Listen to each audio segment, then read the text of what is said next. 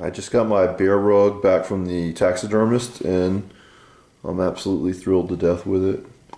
I shot this bear on my farm here in the bow season in October 2017, and it took me a few weeks to get it up to the taxidermist. So I got it to the taxidermist in early November and then just got it back. So it took about 15 months. Well worth the wait. I think they just did a great job all the way around. As you can see, I had been wanting to have an opportunity to take a bear since I started bow hunting way back in 1996.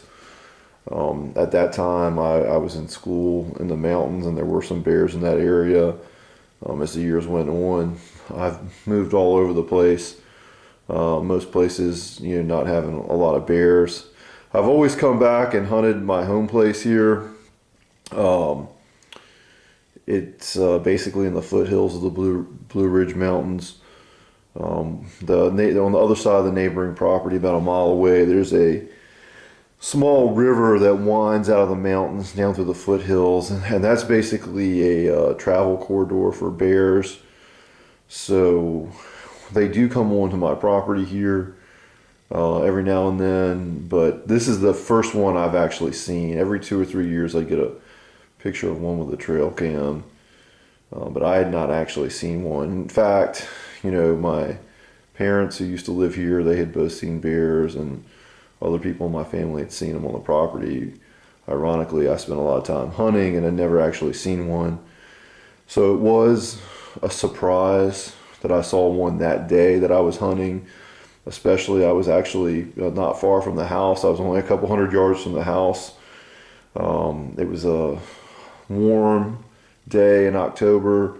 I went out for a quick bow hunt. I took an old climber. There's a particular white oak tree I wanted to hunt under. And I set up in a small tree, really a very small tree for a climber. I was only able to get about 8 to 10 feet off the ground. It was warm and not seeing a lot of movement. I saw some turkeys fly up on the roost at sunset, and there was a skunk that came up and was boogering around the acorns. And then something scared the skunk off. I think it probably winded the bear.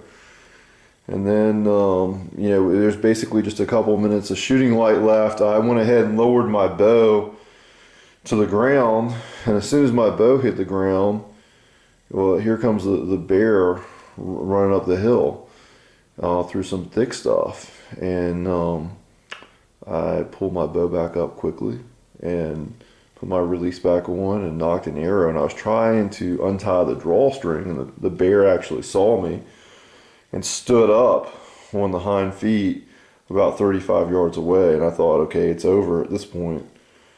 But then she tucked her head back down and came forward and gave me a 20-yard broadside shot. I made it count. She took off. It's unlike a deer that'll just crash through the woods. I didn't hear a sound I could see where the bear went. I climbed down and got my arrow. Arrow had great blood on it, but there was no blood on the ground. I had waited about 20 minutes to climb down. At that point, it was full dark. So I circled back out and came out of the woods on an old skid trail and waited 5 hours. I went back in the dark to track again, couldn't find any blood. Went back the next morning and did a grid search, and it took me a couple hours to find her. She'd actually only gone about 75 yards, was probably dead within seconds. And she died right by the skid trail that I came out on. So I'd actually come within about 15 feet of her, 15, 20 feet of her. She was in some thick stuff, and just didn't see her in the pitch black. So I took her up to a processor that day who can skin for taxidermy, and I got the meat.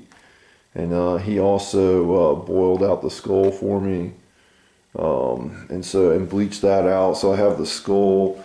And then something really cool is that he saved one of the femurs and bleached that out for me. It's broken, so she had actually had a broken leg. You can see there how it's crooked. It healed back, fully healed, but it's crooked.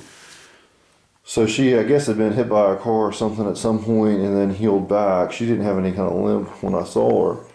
Anyway, also on the front, on the upper jawbone there, she's missing a couple teeth. And it doesn't look like they were broken. It looks like they, I mean, it could have been from being hit by a car or whatever, but looks like it may be some kind of gum disease. I don't really know what would have caused that. But the state ages each bear by the teeth, and this bear was 9 years old, or 8 years old, almost 9. Would have been 9. You know, over basically they're born in the dead of winter, so she would have been 9, just a couple months after I shot her. So that's a pretty good age for a bear. Not a huge bear, but just about the right size for me. I wouldn't want really a rug any bigger than this, but I had been hoping to get a bear for many years, and so I had picked out a taxidermist a few years before I shot the bear.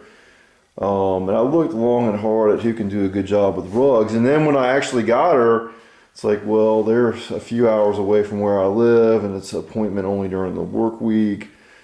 So it's going to take some time to get up there. And I started looking at more local taxidermists. And, you know, the county that I shot this bear, there's not a huge bear population. There's a couple dozen taken every year. The county's a little bit north of here in the mountains. You know, there are, you know, over 100 bear taken in each of those counties. And there's a lot of taxidermists that specialize in it. And those guys do a great job with bear mounts, but their rugs, you know, look like giant doilies. Just the way the felt was done and everything. And so I just wasn't comfortable with that. I went ahead with a taxidermist that I had originally picked out, and I'm just thrilled to death with it. The way the felt, first of all, I picked black on black for the felt as opposed to having colors, because it's not a huge bear, and that just, you know, gives it a good appearance. And on the face, I just really like the way they did the face. It's got the kind of like like a little bit of a growling look, not overdone, but a lot of the open mouth bears you see, they don't have anything like that. They just look like, you know, they're waiting for a dental exam or something. And then the head is just centered perfectly on the felting. The felt doesn't come out under the chin, so that looks great. And then the felt is balanced and centered around the bear, and it just lays out really nice.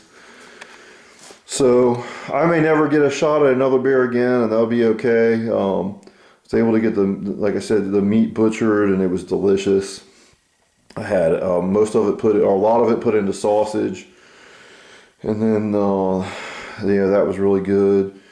The ribs were probably the best part. Somebody gave me a heads up on that. The ribs were just delicious. And then, you know, some of the other stuff I did some crock pot recipes and stuff with, but the meat was great.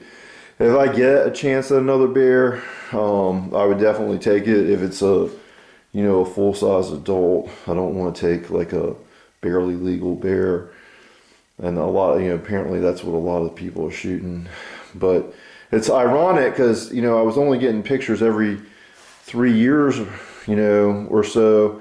Right after I shot this one, I started getting pictures of one that was a really good size. I'd say 250 to 300 pounds. And he hung around, you know, basically up until we didn't have a lot of acorns this year. So basically when the soft mass, the pears and stuff like that was exhausted, he disappeared, which is, you know, coinciding pretty much with the gun season. But maybe he'll be back next year. I first got pictures of him right out of the den in, I think, early April, and he looked like he's pushing 300 pounds at that time. This bear weighed out at 150 pounds. But of course, it was earlier in the fall, so she would have probably put on another 40 or 50 pounds by the time she went into the den. Anyway, I just wanted to share pictures of my bear rug. Thrilled to death with it. It was Rapoli Taxidermy in Goochland, Virginia that did it. Cost $1,600. Worth every penny of it. Thanks a lot.